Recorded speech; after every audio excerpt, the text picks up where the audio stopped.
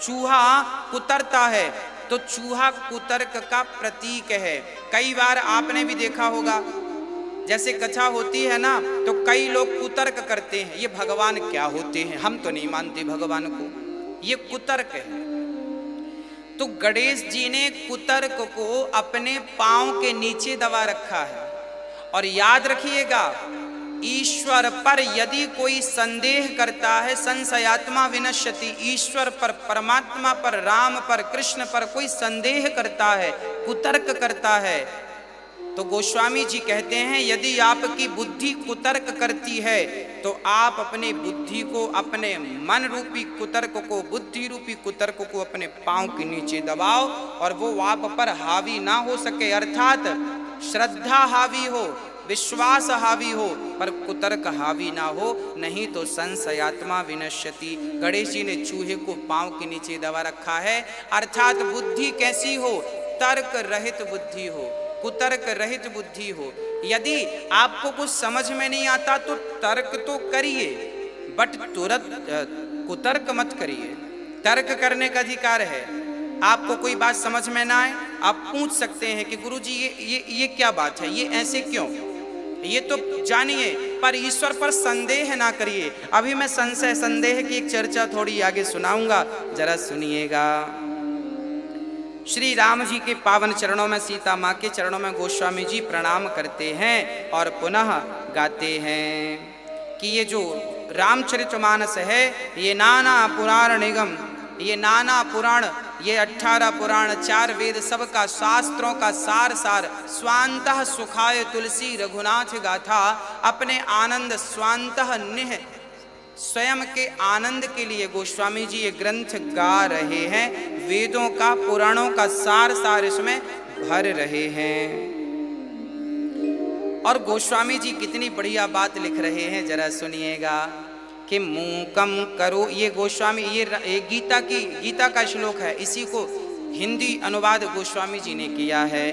मूकम करोति वाचालम पंगुमिलंघयते गिरिम यत्कृपा तमहं वन्दे परमानंदम माधवम।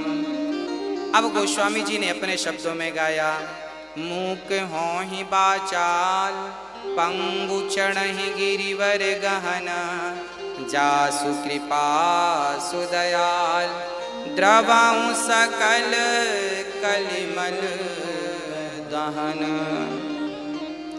भगवान जब कृपा करते हैं ना मेरी माँ, तो मूकम करोति वाचालम, जब ईश्वर कृपा करते हैं तो गूंगा भी बोलने लगता है। मूक हों ही बाचाल और पंगु चढ़हि गिरिवर गहना, जब ईश्वर कृपा करते हैं तो प्रणाम कर रहे हैं, जो गूंगा को भी पंचम सौ रुपये बुलाते हैं और लंगड़े से भी पहाड़ लंघवा देते हैं। अर्थात जो भगवान की शरण में है ना, वो कभी आह सहाय नहीं हो सकता, वो भगवान के सहायक है और उसका कल्याण परमात्मा करते हैं। अब गोस्वामी जी गुरु महाराज को प्रणाम करते हैं, गुरुजनों को प्रणाम करते हैं।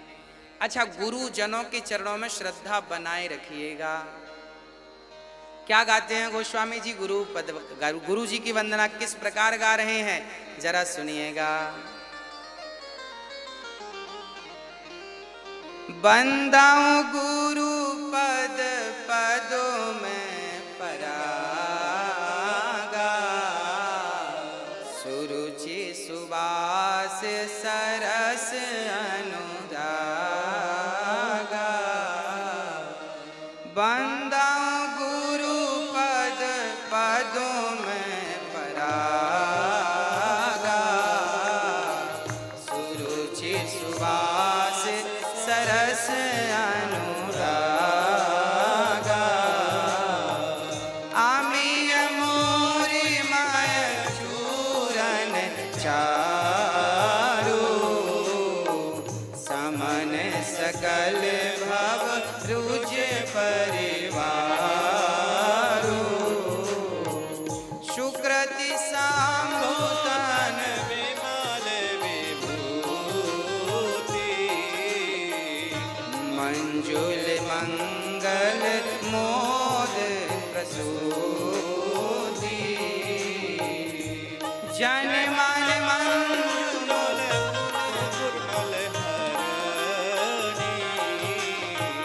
किए तिलक गुण गण बस करनी। बंदाऊं गुरु पद पदों में परागा, सुरुचि सुवास सरस अनुरागा। गोस्वामी जी गा रहे हैं कि बंदाऊं गुरु पद पदों में परागा, सुरुचि सुवास सरस अनुरागा। गोस्वामी जी कह रहे हैं बंदम गुरुपद, गुरु जी के चरणों की जो रज है, धूल है, गोस्वामी जी कह रहे हैं पहले मैं उस धूल की वंदना कर लूं, पहले मैं उस धूल को प्रणाम कर लूं जिस धूल पर, जिस रज पर मेरी गुरु जी खड़े हैं, उस धूल की वंदना कर रहे हैं गोस्वामी जी। उसके बाद चरणों की वंदना कर रहे हैं गोस्वामी जी।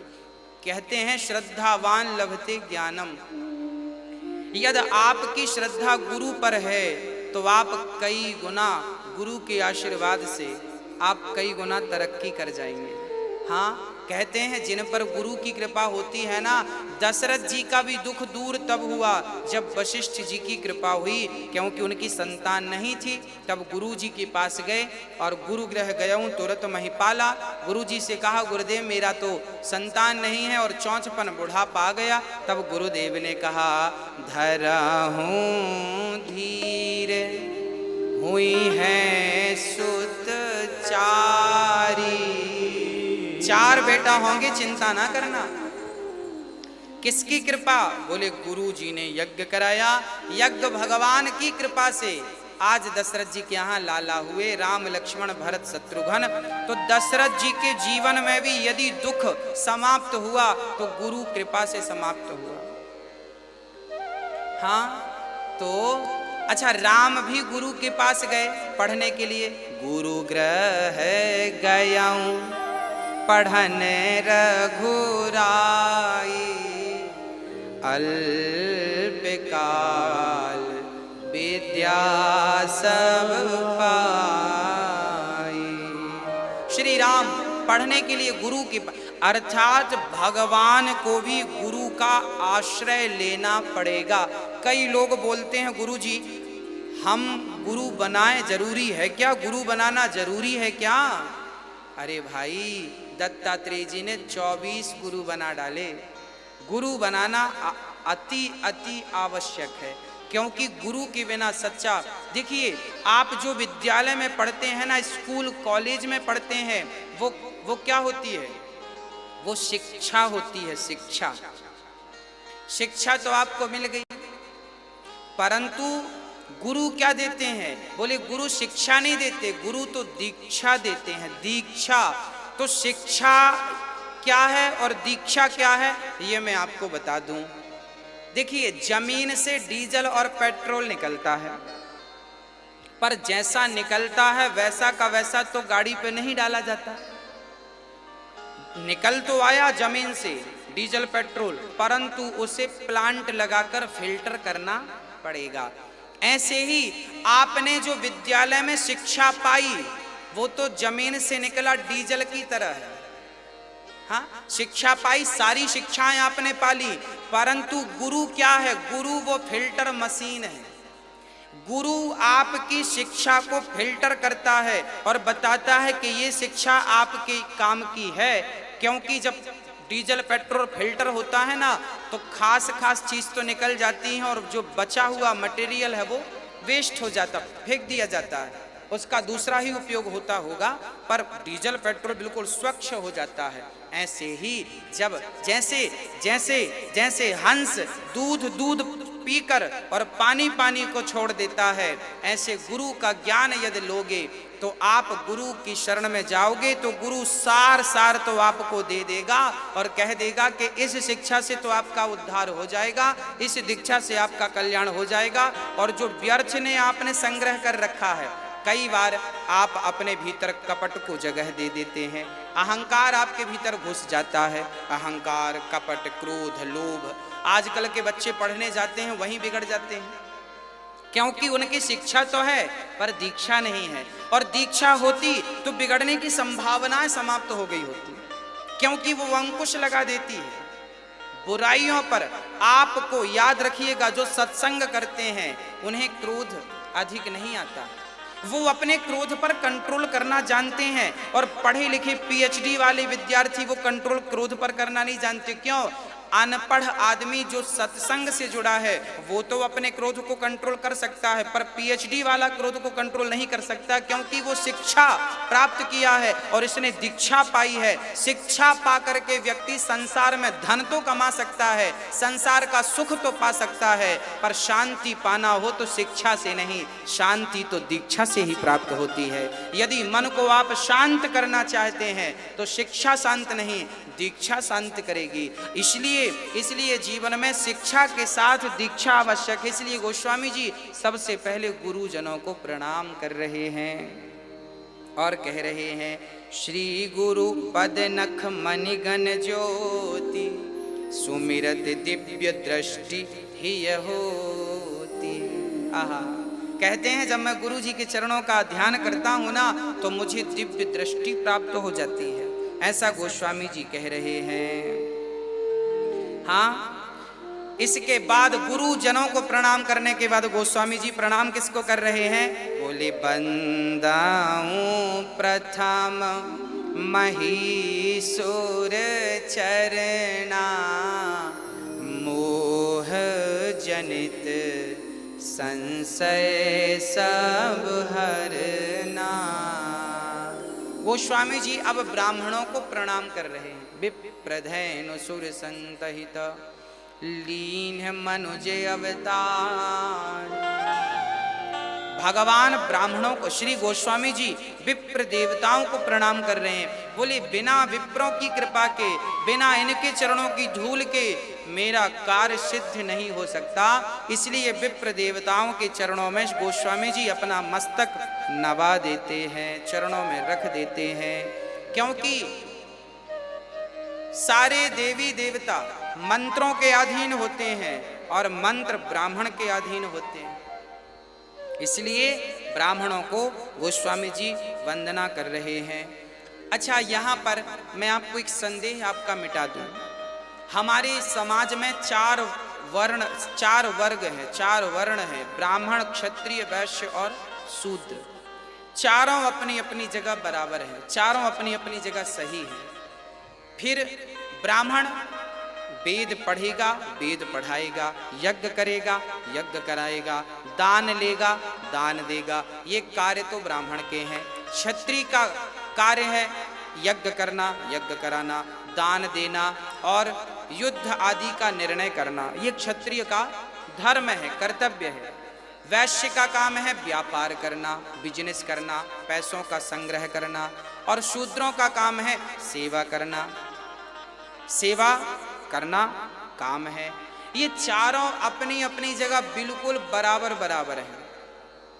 फिर किसी ने कहा, महाराज जी जब सब बराबर हैं तो गोस्वामी जी ने ब्राह्मणों को ही प्रणाम क्यों किया? हमने कहा, भाई ऐसा है कि होता क्या है कि ब्राह्मण जो है बुद्धि भगवान के मस्तिष्क से, भगवान के ब्राह्मणोष्य मुखमासीत, भगवान के मुख से प्रकट हुए हैं, अर्थात बुद्धि के जो अधिष्ठात्र हैं वो ब्राह्मण हैं, बल के अधिष्ठात्र हैं क्षत्रिय हैं, और पैसों के अधिष्ठात्र वैश्य बन गए, और सेवा के अधिष्ठात्र शूद्र बन गए। सबने एक एक कार्य संभाल रखा है।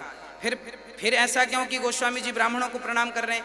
कारण है, होता क्या है कि आपके ही घर में जो बच्चा आपका सबसे ज्यादा बुद्धिमान हो ना, आप उस बुद्धिमान बच्चे का ज्यादा ही सम्मान करते हैं, क्योंकि बुद्धि की पूजा होती है। क्योंकि आज कीमती कौन है? आज कीमत किसकी है? जिसके पास ज्यादा ज्ञान है, जिसके पास ज्यादा विज्ञान है, वही तो आज भी पूजनीय है, अब वो भला कोई क्यों ना हो। आज जिसके पास अधिक बुद्धि है उसी के पास लोग समझने जाते हैं ना, भाई इंजीनियर है, सबको पता है कि ये बढ़िया इंजीनियर है, अब वो कोई भी हो, ब्राह्मण हो, क्षत्रिय हो, वैश्य हो, शूद्र हो, पर बुद्धि उसके पास है तो सारे लोग उसके पास लाइन लगाते हैं।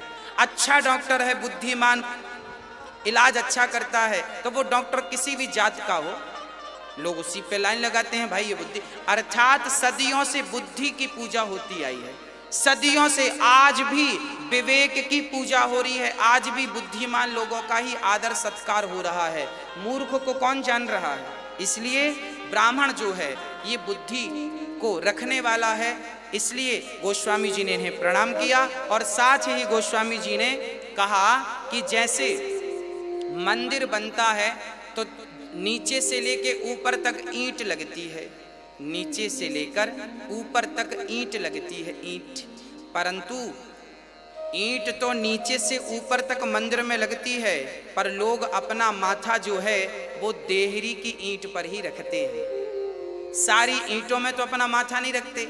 ऐसे ही जो देहरी की ईंट है वो ब्राह्मण है, इसलिए ब्राह्मण को वंदनीय माना गया है, क्योंकि ये आचार्य थे, शुरू से ये गुरु का काम करते थे।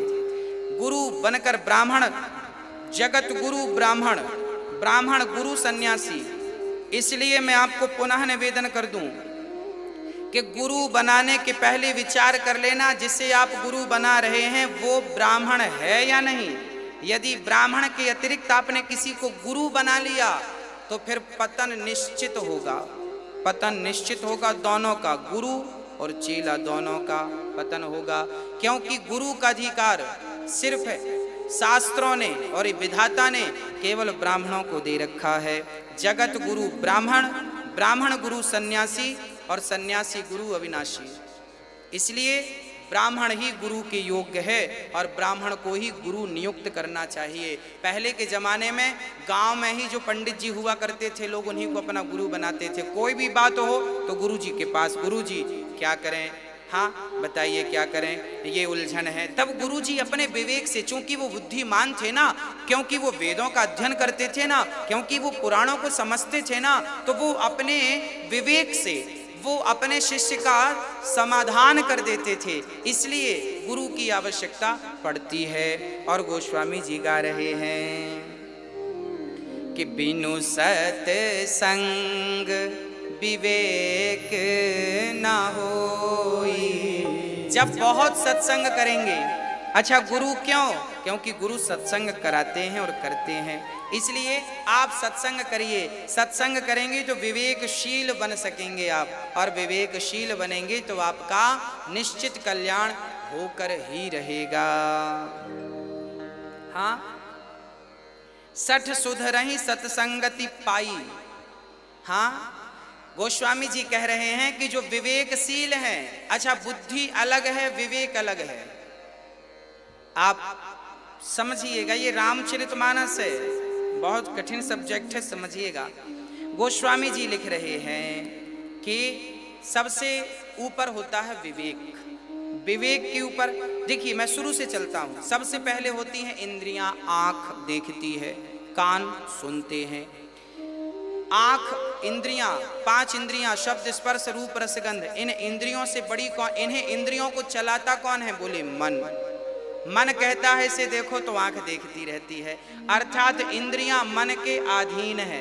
मन किसके अधीन है? बोले मन बुद्धि के अधीन है। बुद्धि किसके अधीन है? बोले बुद्धि विवेक के अधीन है। विवेक किसके अधीन है? बोले विवेक आत्मा के अधीन है। आत्मा किसके अधीन है? बोले परमात्मा के अधीन है। सबसे ऊंचा परमात्मा, उन्हीं से हम सब प्रेम पूर्वक अपना जीवन यापन कर रहे हैं। गोस्वामी जी अब गा रहे हैं, सठ सुधरहि सत्संगति पाई। गोस्वामी जी कह रहे हैं सठ सुधरहि, यदि कोई सत्संग कर ले और वो कितना भी सठ हो, सुधर जाएगा। मैं कई बार आपको कह चुका हूं कि सृष्टि में, इस संसार में कोई भी नास्तिक नहीं होता।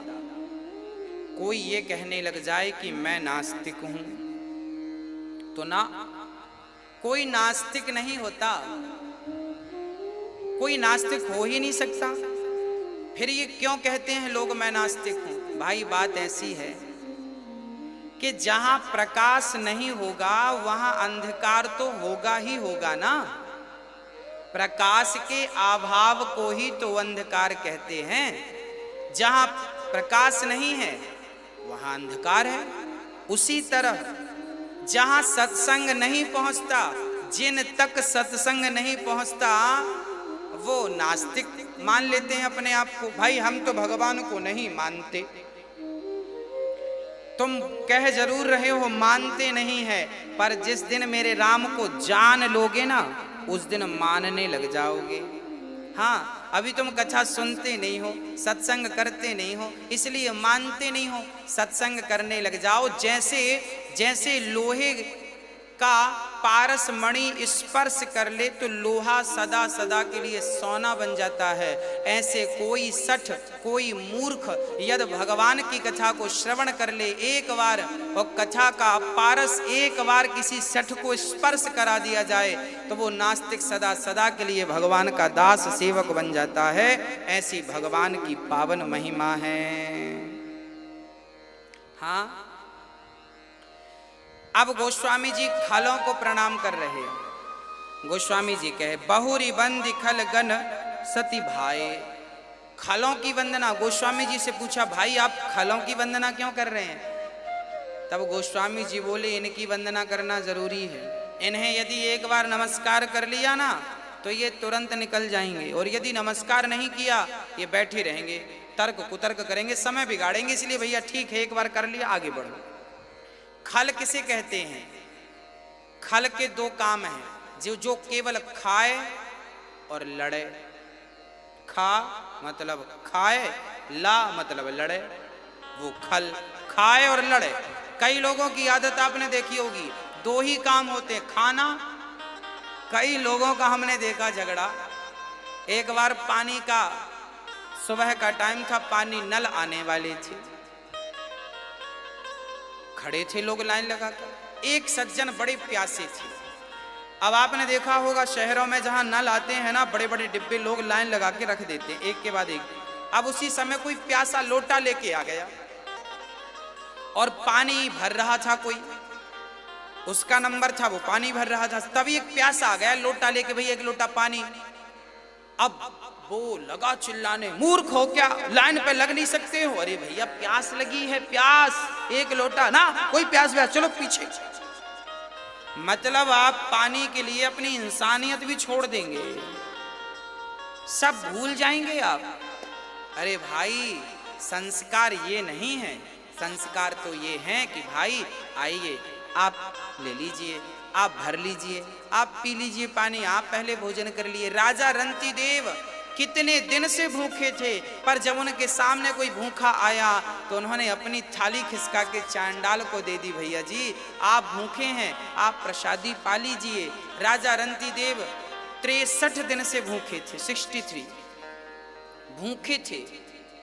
आज इनके पास भोजन की थाली आई, इनकी पत्नी और इनका बच्चा, 3 प्राणी थे, और तीनों जब भोजन करने बैठे तभी एक चांडाल कुत्ते लेकर आया, और कुत्तों को लेकर चांडाल ने कहा महाराज बड़ी भूख लगी है। रंती देव ने अपना भोजन दे दिया, खा लिया, बोला अभी पेट नहीं भरा, तो पत्नी ने अपना दे दिया, बोले अभी पेट नहीं भरा, तो उसने बच्चे 5 साल का नन्हा सा, ये शास्त्रोक्त बातें हैं, दे दिया। और जब खा लिया उस चांडाल ने, तब रंती देव अपनी पत्नी को देखते हैं और मुस्कुराते हैं, देखना भगवान की कितनी बड़ी कृपा है, भोजन नहीं मिला तो क्या हुआ, भगवान की कृपा से गिलास भर पानी तो है। पानी पीने वाले थे कि चांडाल ने कहा हमारे कुत्ते प्यासे हैं, आप कृपा करें तो कुत्तों को पानी, तो पानी अपने मुंह का पीते हुए एक घूंट पी ना सके, और रंती देव ने पानी खिसका दिया, कुत्तों ने पानी को पी लिया। तब राजा रंती देव ने भगवान को धन्यवाद दिया, प्रभु आज कम से कम मेरा अन्न और मेरा जल